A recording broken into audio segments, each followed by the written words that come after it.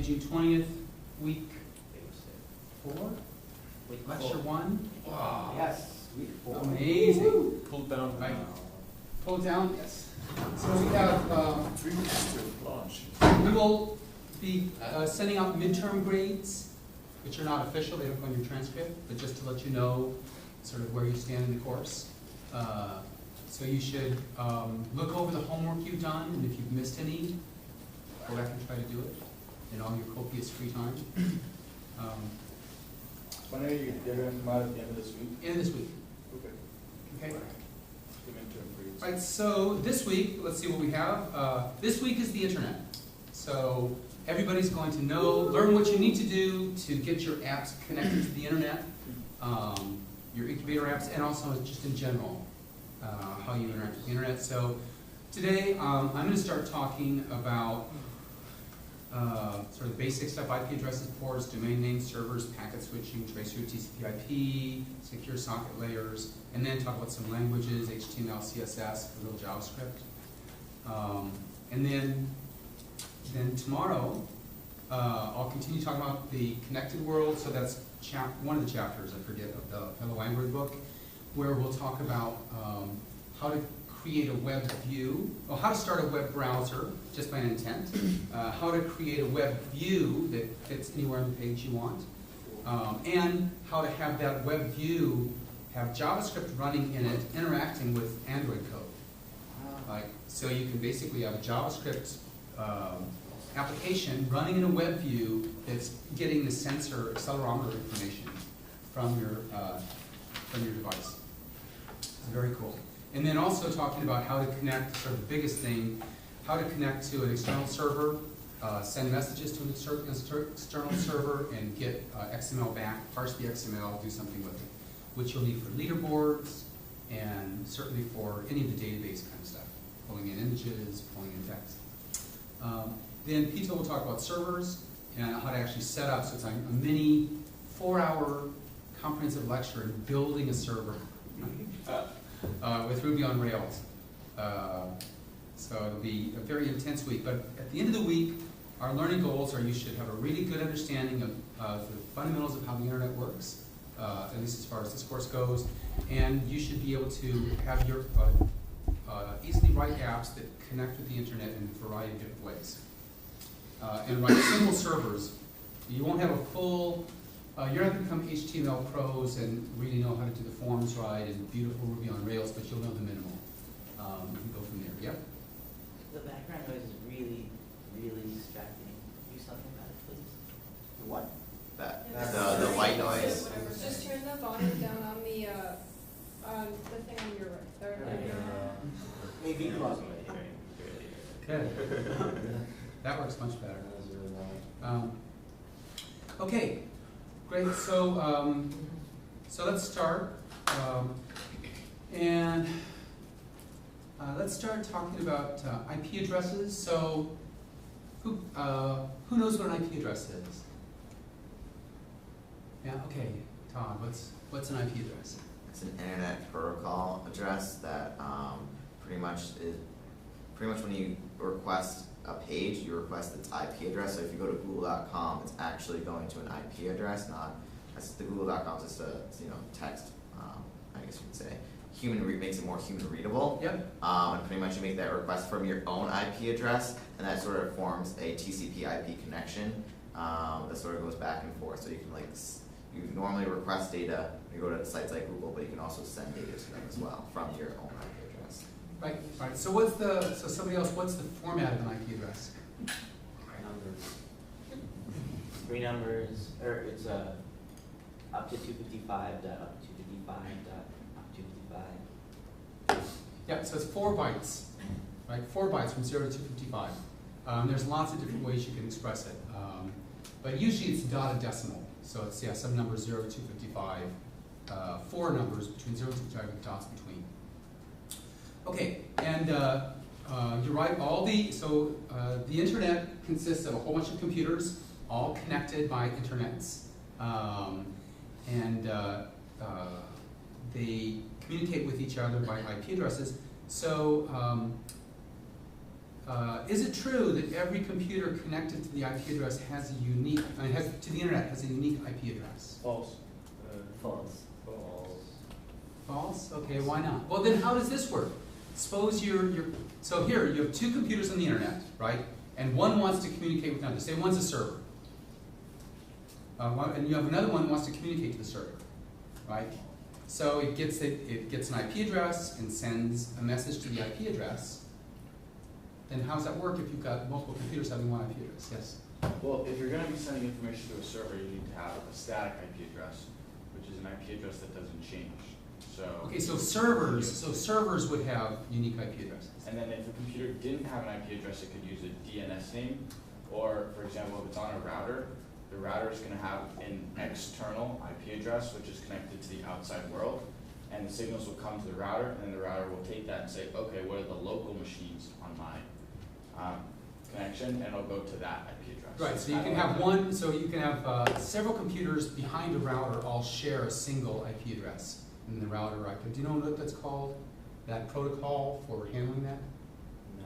NAT? DHCP. Oh. Is that NAT, Network Address Translation? I think.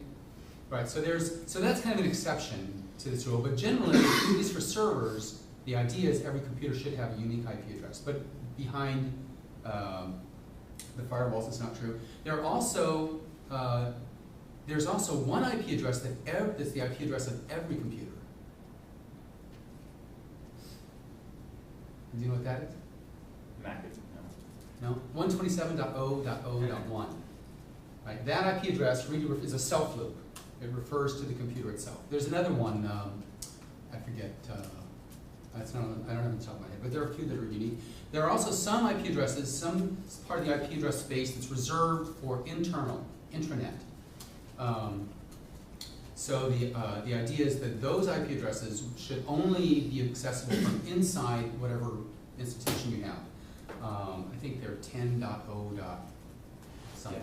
And 192. What's that? 192. 192.168. Yeah. Start. That's I think an older or a different set of IP. Yeah. So if you look at wireless, often wireless IP addresses are 10.0. something.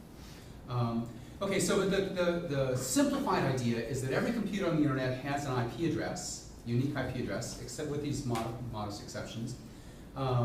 But it's ridiculous to try to remember them. Like, what's the Brandeis main server's IP address?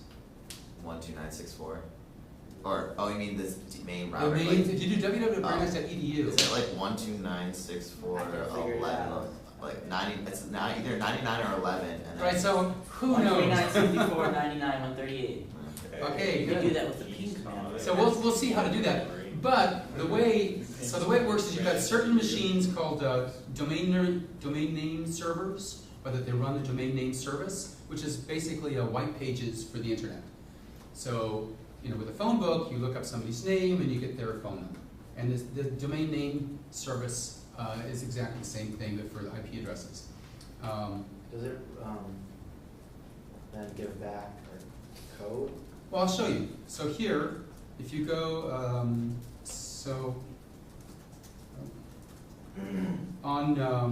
on Macs, you can use dig to access that information. I don't know about Windows. You could try. So if you say DIG, is that too small? Yeah.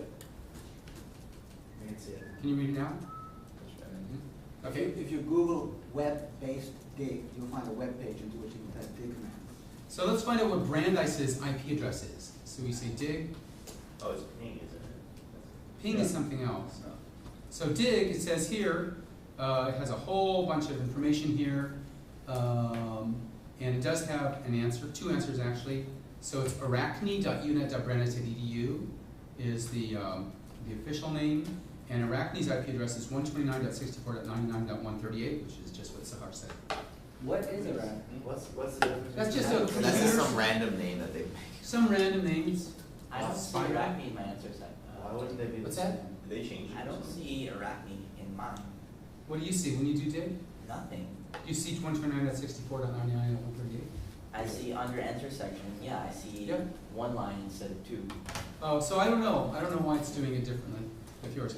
But once you know that, Windows is NS lookup. You can grab this and then go to the browser and type that in. So we can say, I want to go to HTTP, that's the protocol, 129.64.99.138. And very nice. Right? So if you want, you could do kind of random prank calls. 54.23.78.92. Who is it? Maybe you don't wanna find out. Actually, forget it. Yes, forget it. Oh It no. might not Too run on late. a web server. Alarms are going That's a off. really good point. Alarms are going off somewhere. When you do that into your terminal, you type in www.braindice.edu, and it gets back to that. Where is that? Is that getting that from the internet, or is that getting it from your computer? So what happens is when you set up your machine, it will ask for a domain name server.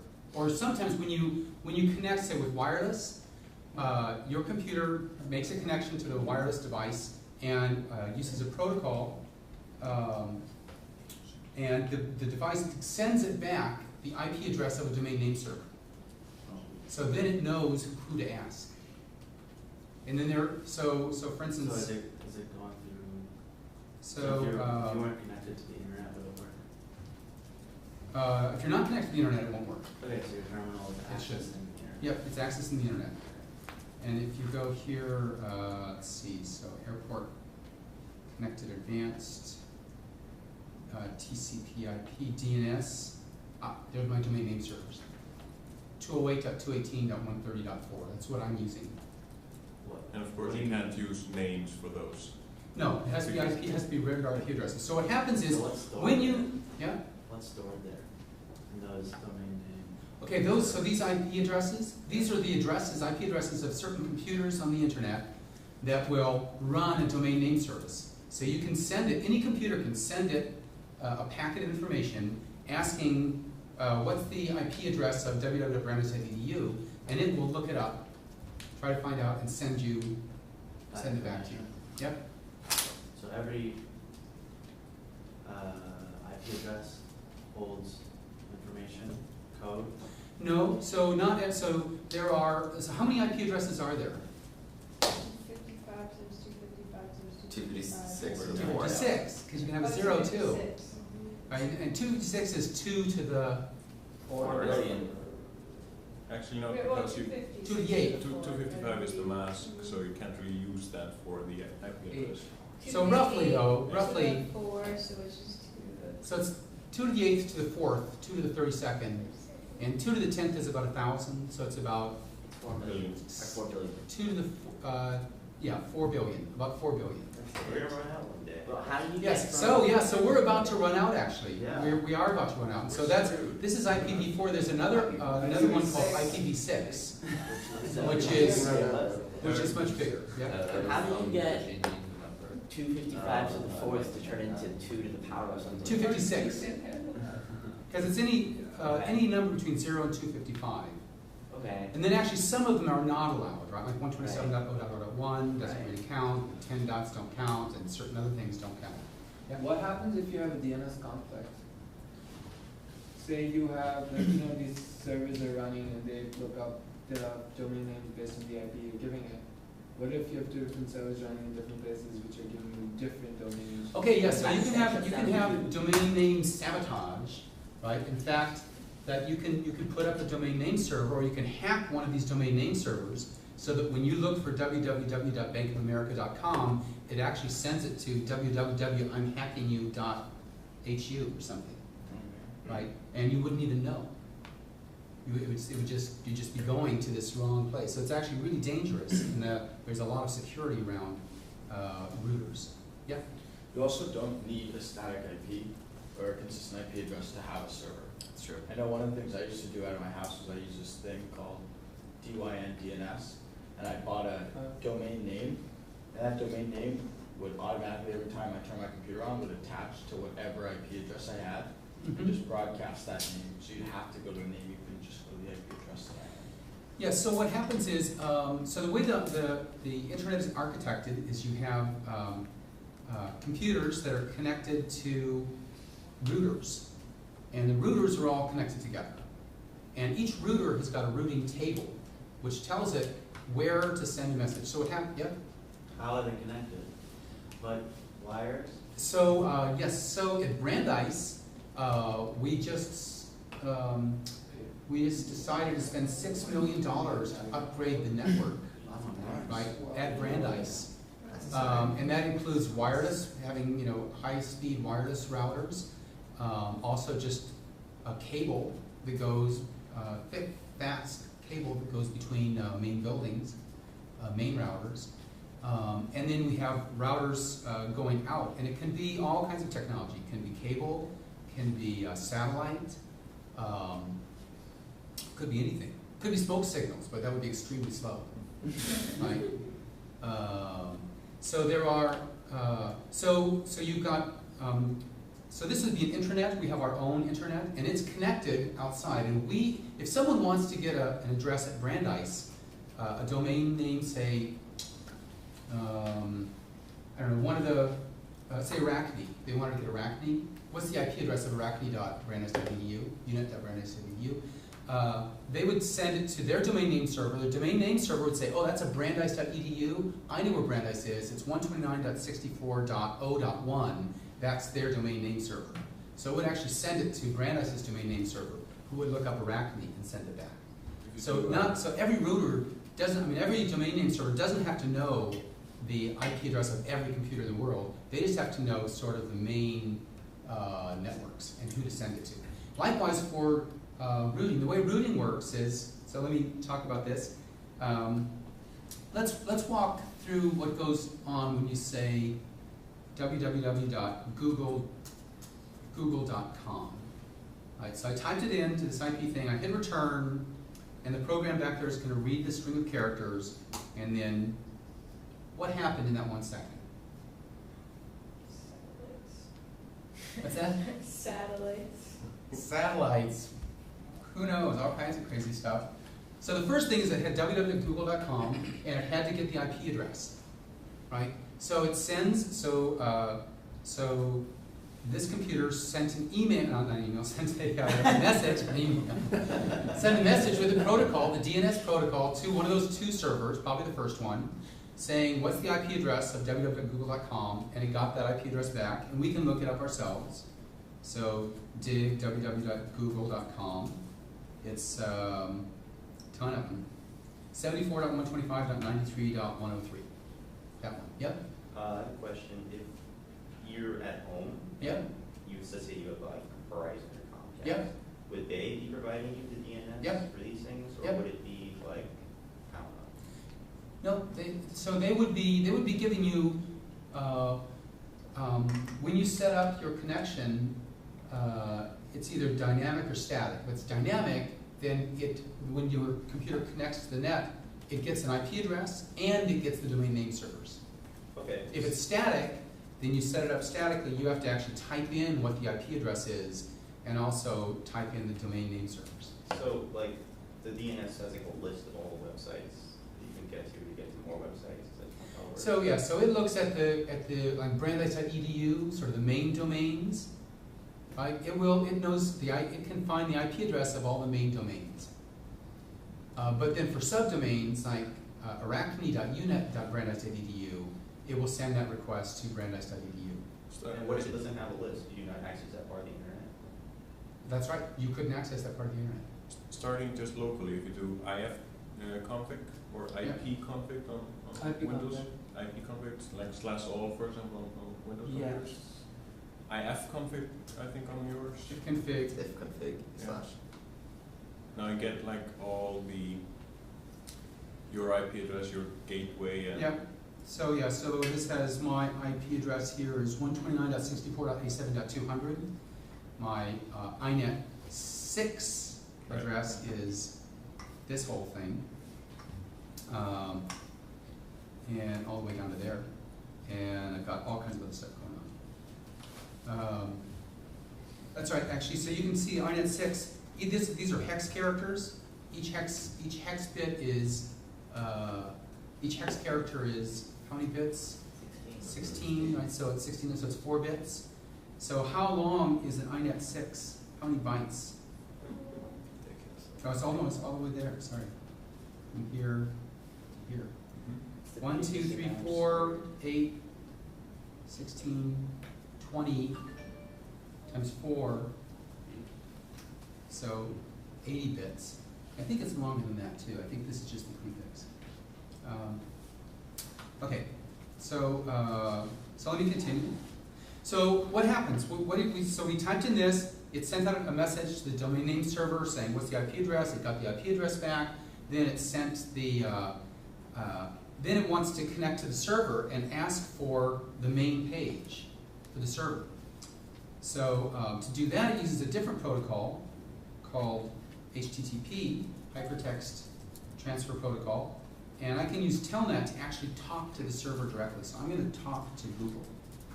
129, I'm going to ask Google for that main page. 192.1. wget. Oops, I what was can't it? see No, your- I'm sorry.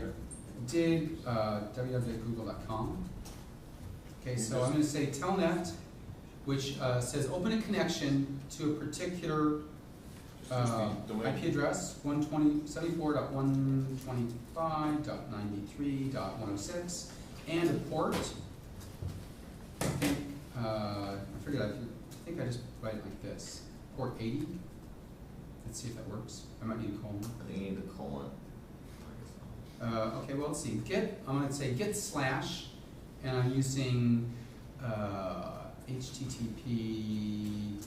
http/1.0. Whoa. Hey, there it is. Is that all That's the that's page. the that's the That's that's the the Google code. page. Doc time here. Da, da, da, da, da. Oh, you can get there. Search the world's information, including web pages in this. Google has many special features. La di da di da. So I just asked for it and it sent it back to me. Could you lower the projector, things like that? Yes. Not, I don't know what that I mean, is. lift this. No, the glass screen Oh, there. glass, it's just. Oh, this? Yeah, Ah, I see it's what you're saying. probably only blocking for me. Yes. Thank you. How's that? Is that better? Okay. Okay. So is that clear? What happened? Yeah. Is that the same thing that happens when you go in, like, say, Firefox or Chrome and you put view page source? Like, it's the same? Yes, view page source. So this is the source that's coming in. So we could have done that here, right? I could have said, okay, view page source, and that's it. Yeah. That's exactly the same stuff. So what happens is the browser gets all of this junk, and then it renders it into the screen. So this is the browser itself takes this information, decides how to lay out the screen based on this information. Right? We could also go to cs.brandeis.edu. Okay. Right? Why is this not formatted? What do you mean? When I do page source? Yeah. So here's the Brandeis site, which is a little bit nicer formatting, but the computer doesn't care about the format. True, but who designs the Google site? Is it scrambled intentionally? No. I mean I don't know why. I don't know why they do that. Bad coders. Performance? Yeah, they shrink, they make us shrink things as much as possible. Could be, yeah, just less space. So the Also, the Less terminal 10% might not be bytes. showing new line or tab characters. what's that? Especially for Google. The terminal might not be showing new line or tab characters. That could be. That could be. So whenever you make any kind of a Google request, it first goes to the domain name server, gets the IP address, then it sends a message out to the server, just using that protocol that I showed here, right? So, or the telnet was. I don't know. I can do it again. Let's go to Brandeis, cs.brandeis.edu. Right. So you say telnet 129.64.46.117. Let's try the colon 80. So there's a port. Now this colon 80 is called the port, and each computer has up to 65,536 ports. And the port specifies what kind of service. So 80 is the standard web service. Often if you run your own browser, you can use 8088, that's pretty common, or 8080. There are other, like if you do telnet, no, if you do HTTPS secure sockets layer, it's a different port. because there's a different protocol. If you do Telnet, it's a different one. Yes? So I thought, yeah, I know Telnet, I thought that's a specific port, so how are you changing the port for Telnet? I'm saying right here. It's supposed to be 23. Yep, so I'm saying Telnet use port 80, colon 80. I thought with Telnet is only like particular. Oh, no, Telnet can connect. Telnet says, open a socket to this IP address and that port. Okay. And then take whatever I type in, send it to that IP address, and then whatever it sends back, display on the screen. Especially an optional Right. parameter. So, oops. Default would be 23. Oh, it didn't like that, so you can't use colon, it's gotta be 80. Great, so get the main page, say index.html, using HTTP/1.0. And what, it didn't like it. It said, oh, maybe because it doesn't want to use 1.0. Oh, no, here it is. Oh, it's just, no, that's it. The body is just something that says test. Is that true? Let's try it. Index.html. Might not think so. Yeah. Yeah. Wait, what? It uses something else like index.php or something like Yeah, that. index.php or something. So that page is actually just this, and if you look at the page source, that's the page source. So do you have to set up Apache to switch it from defaulting from HTML to PHP? So yeah, I'm not sure how that's working. It has a Why that's series working. of just lists. Okay, so there's still another big issue, which is, so abstractly, I think, is everybody clear about how the abstractly works? Any computer can connect to any other computer and send a message, and the language they're using is called the protocol, and get an answer, and the answer gets sent back. If you're doing with HTTP, the message is get, whatever page you're asking for, what protocol you're using. There's a bunch of other stuff you can put, and it sends back HTML. Yep. But if the DNS doesn't have the other IP address that the computer you're trying to connect to won't connect. What's that? DNS has to have the other IP address. So if the other IP address doesn't, you can make a telnet request to something which isn't running that service, and it'll just complain. Like if I said 116. Oh no, there's something there. Bobby. Okay.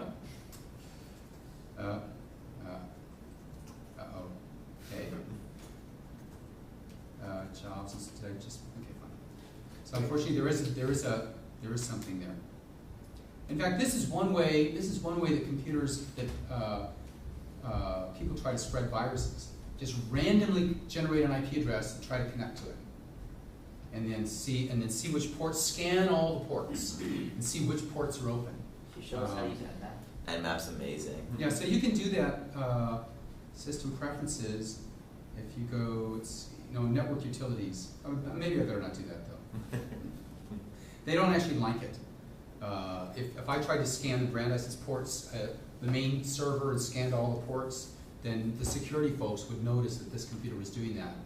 And You're automatically shut off. Your yeah, policy. Yeah. shut me off. It would not be good for today's For lecture. certain IP addresses, you only do it if you're port scanning, so it blocks you. Yeah, so I'm not going to do that. But you automatically block, they won't ban. Port scanning is you connect to an IP address Either on slow port you 1 down indefinitely and see or if you can block. get through. See if it'll connect. And then port 2, see if it'll connect. Port 3, see if it'll connect. But you Port can't 4. do it through. And their standard services, like web services, are almost always on 80, and there are some insecure services like FTP, File Transfer Protocol, which is on port, I don't remember, 27 or something, and they're known bugs. So if you try to connect to a port and you get in, and it's one that you know have bugs, you can then exploit it and take over their computer. Yep. If the block before port scanning, can't you use a different anonymous IP every time and scan a different port with the new IP every time? Well, I can't, so I don't set my IP. So that's a whole, You can always go through some external. I can go through an service and anonymizer, change that's right. I could go through an anonymizer. But I think also Brandeis, that computer's IP address is registered by Brandeis. It doesn't block by IP, it blocks by MAC address. Oh, So it doesn't it's just matter MAC what address? IP address you have. If you're going from Brandeis. From Yeah, Brandeis, you're they going know from you're, Brandeis. so every computer also has a MAC address, which is an identifier of the particular hardware itself. You can spoof it. In fact, that's something, sometimes if a computer, like if this one if the network was connected to this and would only connect to the computer that has this MAC address, I could look up the MAC address, go onto this one, say, oh, okay, my MAC address is going to be this, and then connect, and I would be able to have access. So MAC addresses can be spoofed; they're not that fail-safe. Yes. Ports. So every computer on the internet can be has an IP address, and you can connect to it. But when you connect, you specify what kind of connection you want to make. For instance, the computer can be running lots of different services. It can run a date service, where you can ask it what the date is, and it'll tell you. Or an echo service, where you just you type in some text, it'll send you the text back. Or a web service, where you send it a path, and it'll give you the web page for that path that it's stored.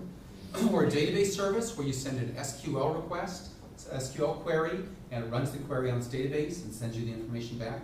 So lots of different services, and the way you specify the service is by giving a port number. Okay. And the person who's setting up the server says, okay, here's my database, I want it to run on port 3306. And usually there's a standard, people just agree, there's a convention that web services are on 80, database services are on 3306 or whatever it is, and SSH is on some other port. But that's just by convention. You can easily change it. And so it's up to the person who's running the server to do that. Because the default is to turn off all the services. If you want to be safe, you shouldn't turn off all the services on your home computer. You don't want anybody trying to connect to your machine and run services on it. Yes? So, like, for a while when I was playing like online games like StarCraft, in order to like host a game, I had to configure my own ports and open up the gaming ports in order to do so. Yep. Would doing that leave me vulnerable to attacks? It could. Like, how would an attack go through the gaming port? That port is only for gaming. Well, so it could be, so in other words, you're running the game. Yeah. You're running the game on your computer, right? Yeah. So you open a gaming port, that means that some other computer can connect to, any computer in the world can connect to your computer by giving your IP address and that port number. Right? And then it does, and then it's communicating with the program running on your computer. Now, if they actually know that there's a way of sending commands to that program that will break it and get you access to the system, they can do that. And so one way to do that is, often what you do is you have a little program that the person who's running the program would say, okay, listen to that port, I'm going to take the information that they come and store it in an array. You know, and they're never going to send me more than, say, 10,000 characters. So I'll have array size 10,000 and read it in. Right? And then the person says, oh, well, actually, I'm going to send an array of data of length 1,000,000. And in that, the first 10,000 is just junk to fill their buffer, and the rest of it is actually a Trojan program that's going to get loaded in memory, and it's going to take over their computer when they run it. So it's a buffer overflow. So you have an innocuous program, you think you're just playing a game, opening up a gaming port, and if they have written it poorly, then someone can take over your computer. What about the security, like McAfee and all that stuff? Are they block that? Or? They're not blocking that because that's not a Trojan. That's just a bug. What's a Trojan? So a Trojan is a program running on your computer that it's like the Trojan horse, right? There's hidden people inside. So you've got some program that's running. You think it's doing one thing, but actually it's doing something else. So you think it's a game controller, but actually what it is it's a program that gives outsiders total access to your computer. They can connect to it, they can do anything they want. And then they sell them. They have big botnets where they've got like 50,000 computers they've taken over, and you can buy a botnet for 50 cents a computer, right? And then you can use it for whatever you want to use it for. Go and read all their disks and scan for credit card numbers, or social security numbers, or use it to attack sites, or to send spam, or to host porn, or whatever you want. So do they make Trojans by overriding the other code, or do they just replace it? Well, you can, if you have access to a Trojan, so you have a backdoor connection to somebody's computer, you can do whatever you want. Typically, they try not to disturb the user because they don't want people to know that it's there, because then they'll go and reinstall the operating system. But there's a huge number of computers that are infected. Windows, Oh, mostly. I don't know many Macs. Max coming on. That's what they've been saying for 20 years, and I'm waiting for it. The only How bugs is I've that? seen, so the only bugs I've seen with Macs are when you run Microsoft Word on it, they can get Word viruses. Yeah. That's like, So that's old. I just That's don't use old. any Microsoft products on Those my are computers. PDF viruses though. What? PDF viruses. Yeah. So anyway, there are, right, so that's what ports are. So whose question was it, Michael, right? So that's what a port is, Okay. right? It's so just it's about identifying, an 50. identifier of what kind of service the computer it's connecting to your server wants to use. Yeah, Yeah, Joseph? so how can you check, is there a way to check if your computer is infected, if there's a button or something, or can that do that? So that's what antivirus programs are supposed to do. They're supposed to scan through and see if code changes. Yep, Todd? I mean, when it comes to like basic antivirus like McAfee or anything like that, they're basing it off of signatures, which isn't that efficient. Be more efficient with behavior based, but it's a lot more complex to base it off of behavior. Based what? Base like your computer's activity. Like if there's a normal standardized behavior and it's looking for certain behaviors, that can trigger like, oh, this is malicious behavior. Let's look at that and scan that and see what's going on over there. But most antiviruses are key based or signature based rather. And if the people who make that software, pretty much when you download an antivirus, you're downloading a database, and that database has signatures. So if there's a certain malware and they detect it and they have a known way to get rid of it, that's a signature. But obviously new malware is being developed every single day. So signatures, they're only as efficient as their last build, which aren't that efficient. So even though you have an antivirus program, they're really only good for older things. So honestly, the best thing is just practice safe internet computing. I mean, do update your virus. Yeah, I mean, obviously, I'll update it, yeah. All the time, and have your latest patches on your operating system always. Yeah. That's the Always most do that. important thing, though. It's more important to have it more patched, like Yeah. Java, Reader, and Flash. If you don't have those up to date, those are the most vulnerable. Yeah, so whenever you get a message that says, do you want to update, install these updates, you should do it. Unless of And course especially itself is a security ones. Trojan. What's that? Unless of course it itself is a Trojan. Well, that's a danger, but that hasn't really had any major effects, attacks like that, yes. We actually got a Mac the other day that helped us. It had a pretty bad virus. Oh, it did? Well, yeah, the new thing came out, it was like late April. It's called Mac Defender. It's a new Rogue AV that's been spreading around. Yeah. And that's really the first time Macs have seen a Rogue AV. Yeah. So I'll have to change my tune. Yes, For those of you who are interested in security studies, I recommend a website by Bruce Schneier called Schneier on Security. It's spelled SCHNEIER. I will write it on the whiteboard in a moment. And he sends out a monthly email, and he also has a blog. He's been doing it since '98. He's acknowledged as like one of the experts in the industry. He writes compellingly and clearly. yes, he's very good. Slight reference to what we did before, like V4 has 2 to the 32, like 32 bits. V6 Go right has there if you want. V6 has 128, 128, okay, good, thank you. which means 340 undecillion. Undecillion? Undecillion. British or American? That's and in fact, I've heard that it's enough IPs to, if you cover the Earth with electronic devices to the depth of a meter or more, that would you'd have That's probably an 10, well, you IP can do address 10 for to, all of those devices. 2 to the 128 is 10 to the, it's 2 to the 10th to the Right. 12th, right, so 10 to the 36th. By the way, What is this, IP6? 38 even. Yeah. so on Sahara's link, everybody should sign up to the JBS bookmarks thing that I sent around, because I keep adding those things. If you Oh, follow it, you'll get an email. All those things end up on that list. Or I'm posting it to the Facebook group. You two should be on. You have a Facebook group for this class? Yeah. We have Oh, yeah. Student mix. You sure you want us on Maybe I there? don't want to be on it, huh?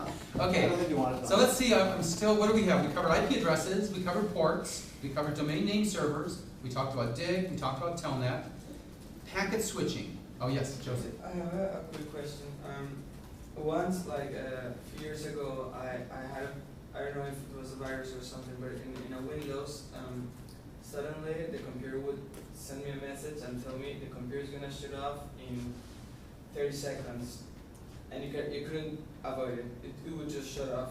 Like you could maybe close the things very quickly and save whatever you were working, but Mhm. it was gonna, and you had the timer going down. So I thought that was the virus.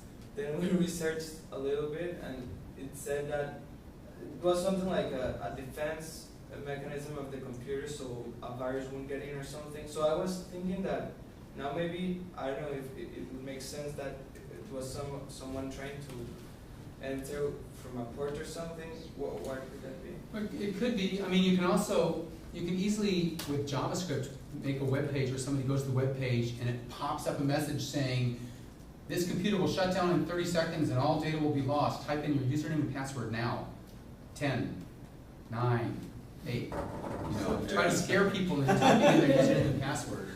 Right? Yeah, And then once they have it, then it immediately connects. Yeah, everybody knows the general principle. If you never click on a link and then on the page that follows, type in your username and password, no matter how real it looks like it's a brand that is your bank, you always type the URL in by hand. Yeah. Because that's how people steal passwords. So we could actually talk a lot about security, but that's getting us far afield, so I don't really want to talk too much more about it. Yeah. So we were talking about Nmap, port scanning, and Yep. I've always wondered, is there a command like ping or telnet or whatever that would, given an IP address and a port, just like tell you what data can be gleaned from it? You know, sort of like all, like what Nmap does for each port, just for one port. Yeah, I don't know. You probably want to go look in the Black Hat conferences and, get the rootkits. Well, it's Right, just but I don't like, know. like, I wish, like, is there, like, if there was something like, telnet IP address :80 would get me their, the web page, but Yep. that command I don't know, was it 26 would get me an SSH prompt, that kind of stuff. Yep, or 27. Yep. No, yeah, you could do that. You can connect with telnet to any port. But let me continue. So, because there's still some stuff we need to finish here. Packet switching. We didn't talk about packet switching. So, anybody know what packet switching is? How many people know what packet switching is? No. Okay, good. So I can explain it to you. So if we go back here to this model where we had, we were going to Google or to the Brandeis page, brandeis.edu. Oops. Right, and it sent a request with the IP address, then it got the IP address, and with the protocol, it sent a message saying, get me the HTML for /. There's a huge, if you look at it, it sent all of this, right? So this is a lot of text. And text is stored as ASCII in this case. Actually, this page is ASCII at least. How many people know what the ASCII code is? Everybody? Almost? Yeah. All right, so it's a code where 1 byte corresponds to a character. And so there are, usually we only use the first 128. I mean, in Europe, I think they use more because of all the tildes and stuff. So this thing gets converted to a byte stream. But if you ask for a movie or something from a server, it's going to be a huge, gigantic file or a PDF. It could be very large. So what happens is it breaks the message up into packets. And each packet has the IP address where it's supposed to be going to, the IP address where it's coming from, what the packet number is, the first packet, second packet, third packet, and so on. And the packets are sent across the internet from router to router, or from computer to router, then router to router, then router to server, using a protocol called TCP/IP, which keeps track of the order of packets and reassembles them at the other end. And the nice thing about this is that then you can easily have lots and lots of different computers sharing one line and nobody monopolizes it. Yeah, with phones, the way phones used to work is when you made a connection to your mother calling on Mother's Day, your phone would have an electrical connection all the way to that person's phone, your mom's phone. And it would be, you would be the only one that has that connection. And at the telephone switches, they have a bunch of switches that only grant a certain number of outgoing links from their area. So you can, on Mother's Day in particular, you would get lots of busy signals because there just weren't enough switches able to make those connections. With packet switching, you don't have that all or none behavior. What happens is if a lot of people try to connect, send emails to their mothers on Mother's Day, it just slows down, right? Because the packets go slower through the network. It's not as, but you don't have this circuit switching model where it's you own the circuit or you don't. Everybody shares. There's a question? Firstly, is this why long distance calls are always expensive? No. No, because you can have packet switching for long distance calls too. Secondly, if somebody's sending out, like say somebody's on a BitTorrent site downloading a 7-gig file, Yep. and he's completely dominating the network, Yep. he still has his packets in the queue, which means you will still get through. Yep. You'll still get through it. It just slows it down. So then the idea is oh yes, I have time for a break. So we'll leave you hanging. Can I ask one question? And then we'll talk about what we'll talk about when we come back is when we finish about how a packet gets from the source to the destination. How does that happen? And we'll talk about traceroute, and then a little bit about secure sockets. Then we have to do HTML and CSS and JavaScript. This is usually a 2-semester course. That's right. And the security was a whole extra semester, which we shouldn't have done. So you're gonna get Yes, your okay, your question, grades Sheriff? at the end of the day. Okay, so TCP/IP basically accepts all the packets from all the different places and puts it together to make the finished product. Yep. Okay. And well, UDP doesn't. UDP, you lose packets, no problem. So we'll talk about more.